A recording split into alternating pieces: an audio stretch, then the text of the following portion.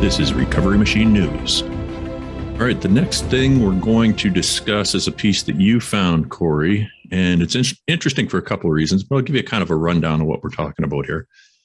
It's a course that's been developed by, I believe he's a psychologist.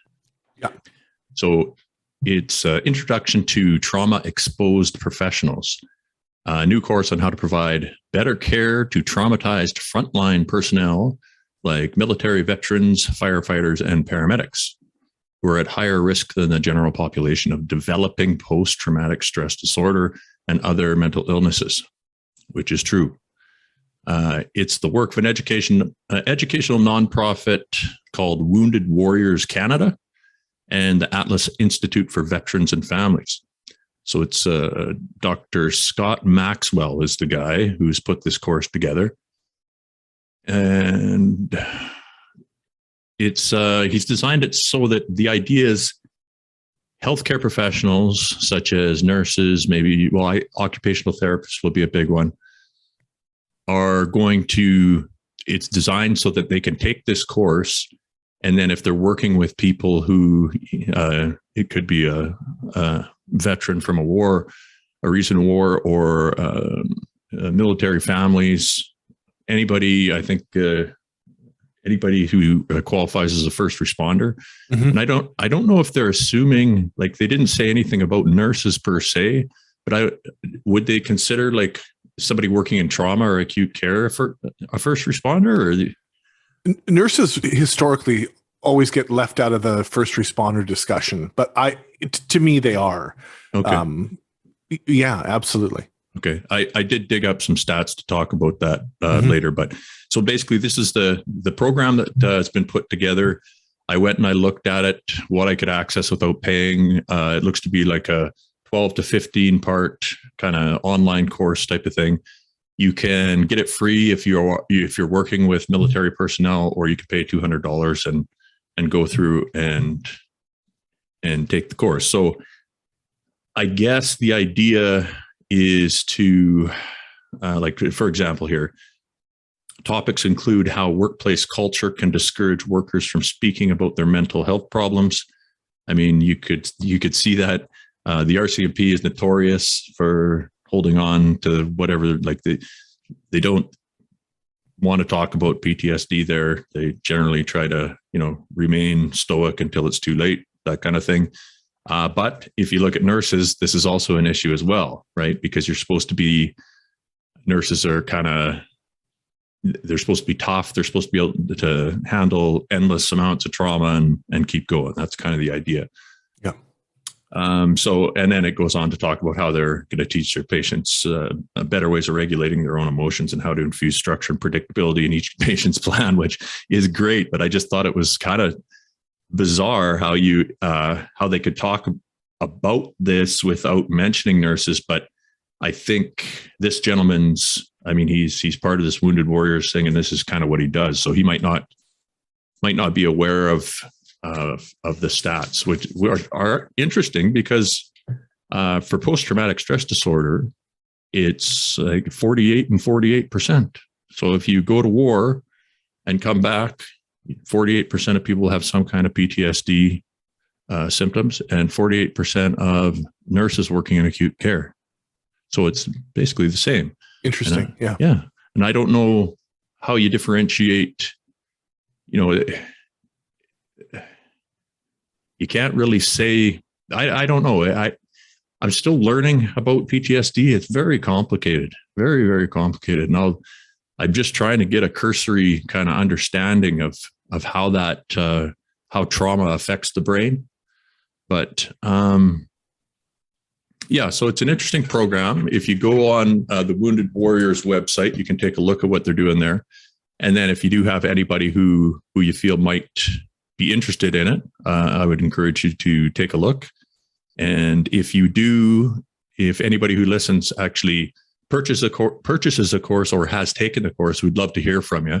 I'd like to know, how thorough it is, if it's based on data strictly from military personnel, or if it's kind of if it's got other factors involved. So let us know if that's something that you've run across. I think it only became available a little while ago, maybe May, sometime this year anyway. Yeah, but there's quite a lot of buy-in. It sounds like there's great numbers of organizations and groups that are signing up for it, which is awesome. And I personally don't have any criticism of the program at all. I'm intrigued by it. What it brings up for me, though, is in light of our recent conversations about what, in our what ifs, what if employers had to really fully recognize the mental health of their staff? And now we think about us and the people that we know and the people who have been through the machine and the system, and even those who haven't, who are just toughing it out with struggling with their mental health on a daily basis. There's a resistance or a hesitancy from the employer to accept that the environment and the workplace has a detrimental effect on our mental health, and worse, and can lead to trauma, and can lead to anxiety and depression, and can be a factor leading towards addiction. So what I would love to know is if health authorities and health employers are taking these courses, are administrators taking the courses, are managers taking the courses, or is it just the people that are working with other people who are, working with patients, say, who are taking the courses? Because to me, the organizations from the very, very top should be educating themselves about what the effect of trauma is on their staff. And again, if we fully accept the effect of trauma on the healthcare system within itself, we will have to restructure the whole damn thing, I think. Well, yeah. I mean, I was looking around because I just thought, well, okay, I know a few of the resources that nurses have.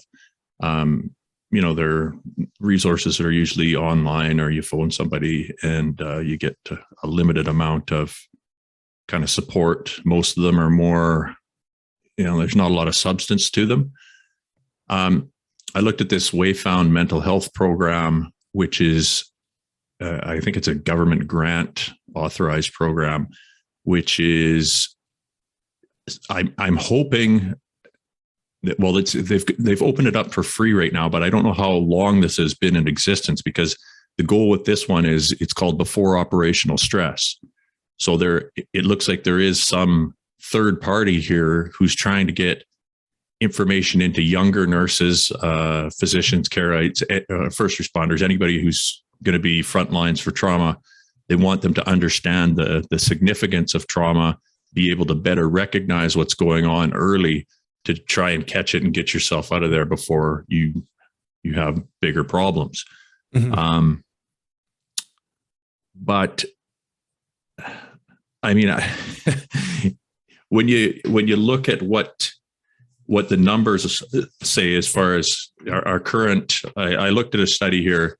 This is pre-COVID, so just before 2019. Most of the participants in this study, and I believe it was 12% of all the nurses in BC, were polled. I think there's 48,000 nurses that are unionized in BC. Yep. And so they looked at basic mental health, like as if they were checking off boxes on the DSM-5 type of thing, to see where most nurses would land. And I was pretty shocked. Nearly 1/3 of all the nurses were in at least a moderate level depression situation, and that's the average. Same with anxiety. It was enough anxiety so that it was affecting their life at home, that kind of thing. Mm-hmm. And then what really shocked me was the 48% had significant PTSD symptoms, as in they would check off enough boxes in the DSM-5 to be diagnosed. Yeah, that's half our entire nursing workforce pre-pandemic. Yeah. Before it got, just exponentially worse. Yeah. Like, yep. I mean, it was luxury times in 2019 comparison to what we got going on now. Yeah. And at that point they have some parameters that they're using to determine burnout. But according to their metrics, 1/3 of our nursing workforce was burnt out in 2019. This is taken into account nurses who are fresh out of school all the way up to nurses who are ready to retire, type of thing. So, I mean, I just don't understand why this isn't more of this is a big problem if we want to continue to have a healthcare system that works. Yeah. Correct? Yeah. Like, what more, how much more can nurses take before the system just, how few nurses can run our existing infrastructure?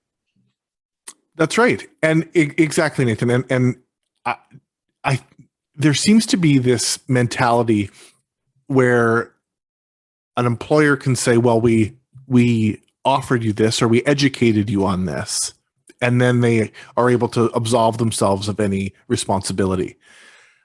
I think the education is great, but again, like the decriminalization in our province, this too is sort of a half measure, in that if it's not accompanied by a change in staffing levels and safe staffing, in some more hands-on mental health resources, in changing sick time and benefits to allow for mental health to be in the conversation, and for when traumatic incidents happen and staff experience trauma at work, that they don't just do a debrief that day and then say, okay, well, we did our part. Now it's on the staff member. Mm-hmm. So there has to be some actual concrete change to the environment to accompany this. It's a great step, but they're potentially opening Pandora's box even further by enlightening everyone on how detrimental trauma is to our mental health. Yeah, I mean, I had no idea. Once I'm seeing the studies where they're actually looking at functional MRIs of patients who have trauma in certain areas, and what it does to it actually changes the structure of your brain, and in much the same way as somebody who's suffered a concussion would, right? So it kind of begs the question, at what point where will our understanding of this condition start to generate legal concerns, as far as, you could see young nurses today working in these kind of conditions with our current understanding. And then 10 years from now, when their mental health is, their quality of life is ruined because they can't leave their house or whatever it is, and we have all this data, what are you looking at? Class action lawsuits? Where does this, at what point is there a reckoning for this kind of knowing but not doing? Right. And I am the best living example I know of how little the system has, at least up, maybe this is a turning point, but up until the point where I walked away from my job, how little of a shit they gave about mental health. I had a diagnosis in the family of PTSD confirmed by a psychologist that was written to show the link between this diagnosis of an attachment disorder with self-medicating and coping with the symptoms of depression and anxiety while at work by using an opioid. Yeah. And the employer said, well, that doesn't matter. we don't, it's going to, eventually I would say if you really look at the existing data already, it's clear enough that you would have a strong case if you were somebody who worked under, like in the conditions that you worked for a period of time and come out of there with, like we've got a couple people in Obsidian who are in really rough shape right now. Like they're not sure what their life is going to look like moving forward. Now, I don't know how you compensate somebody who's got that kind of a situation going on, but right now what we're doing is we're basically punishing those people, you know? Yeah. And I understand that antiquated way of thinking, but when you see the link and how clear it is between the workplace environment, the level of danger, the continued exposure to horrific events, what happens to the brain, and then what that leaves you with for options as an individual to continue. Yeah. You either collapse, you leave the scene, or you take drugs. For many people, that, depending on the way you're set up, that's going to be your only options. That's right. So, yeah, I don't know, man. It's a really interesting. Like I said, I don't know nearly enough about the way PTSD affects the brain, but from what I've seen, it's significant. It's real. It's a structural change, not just a psychological change. Yeah. There's actual biological activities that are no longer functioning in certain areas of the brain.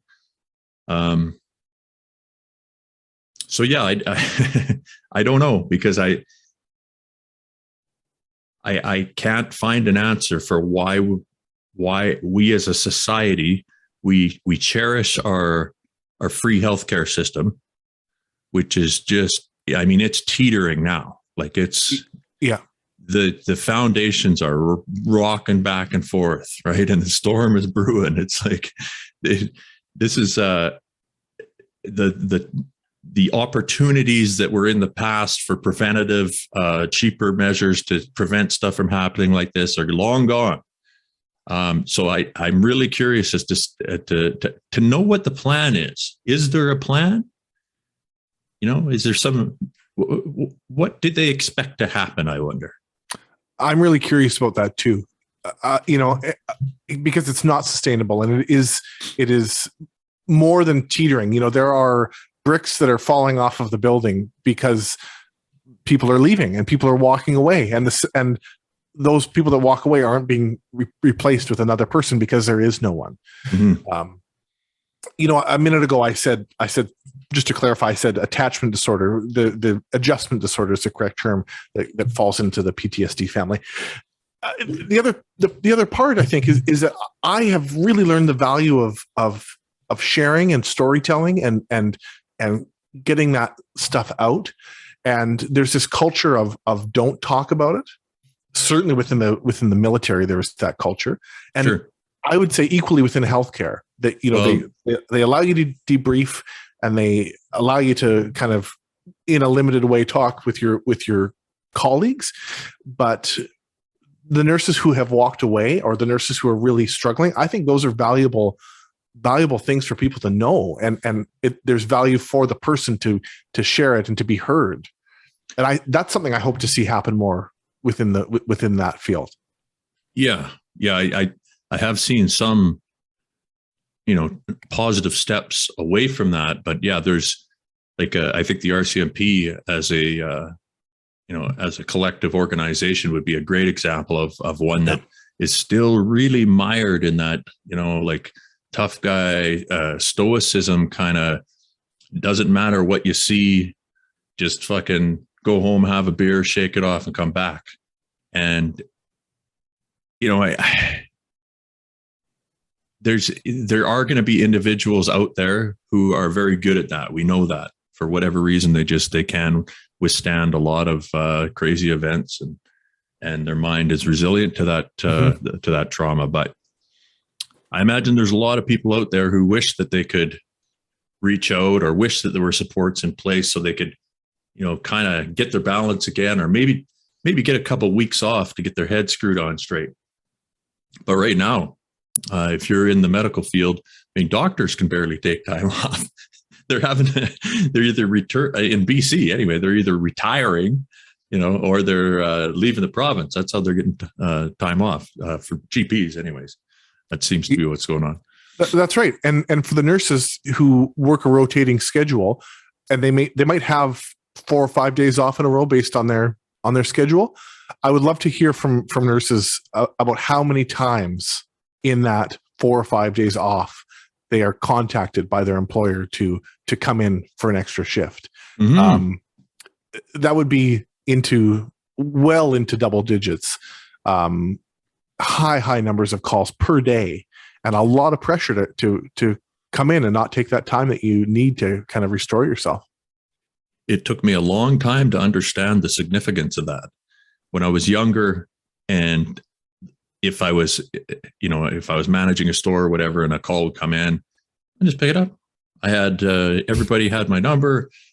I was basically, if I wasn't working, I was still working, and I thought, oh, this is kind of cool. I'm helping lots of people, blah, blah, blah. And then years passed and I realized it actually, every time I'm interrupted, like I have my kind of, when I get home from the pharmacy, I have usually around 45 minutes where I just turn the phone off and I don't talk to anybody. I just, maybe I'll pet my dog. I'm just in the apartment, kind of allow my mind to drift, just zone out. And that's my kind of recuperation. So I don't have that. I try to calm my heart rate down, get that anxiety, just level everything out. But if a call comes in during that time and I forgot to turn off my phone or whatever, everything that I've just done is erased. Mm-hmm. So when you realize that if you're being called on your days off, those aren't days off at all. They're not. I totally agree with you. Yeah. Whether you can say, I'm not coming into work, even the fact that they called and that they want you to come in, if you're the type of, you're a conscientious worker, it digs at you. You know what I mean? It does. It does. Yeah. And it changes the way your brain activity is going at that time. Yeah. And this is why boundary setting is universally a part of recovery programs. Yeah. And recovery education is boundary setting. And it is in this particular field is wrought with people who really struggle to set boundaries against a pretty big, regardless of the employer or what branch of healthcare they're in. It's really, really tough because oh my God, it just keeps coming. I know nurses where like Jesus himself would have been like, you know what, I've had enough for the day. That's enough washing feet or whatever. I got to take care of myself at some point, right? But these nurses would keep going. Like they're so designed to just help people that it makes. I think it's probably one of the things that's most articulated, the boundary situation, and least understood and least utilized, because the importance of it is that you'll never get to a point where you're actually taking care of yourself first without setting up some kind of defense, especially if you're a healthcare professional that people are, trying to contact on a regular basis. That's right. That's right. Yeah. So but it's so weird, man. Why does this stuff take so long to learn? Like, I suppose maybe that's one of the reasons why I respect the way you've dealt with this so much, because you seem to see the situation, you respond to it rationally and change course. Like, that's wisdom, is it not? For myself, I have to get hit over the head with a wheelbarrow full of nonsense before I'm like, okay, I guess I'll do it differently. I don't know why that is. My dad says I like to learn things the hardest way possible, but that has been said about me as well, to be clear. and pre going off work, pre addiction and active addiction, that was very much the case. Was learning things the hard way, and boundary setting was a problem, and all of what you just said, for sure. So these are recent improvements in your. Yeah, you're seeing recent improvements. I would say. Well, that's good.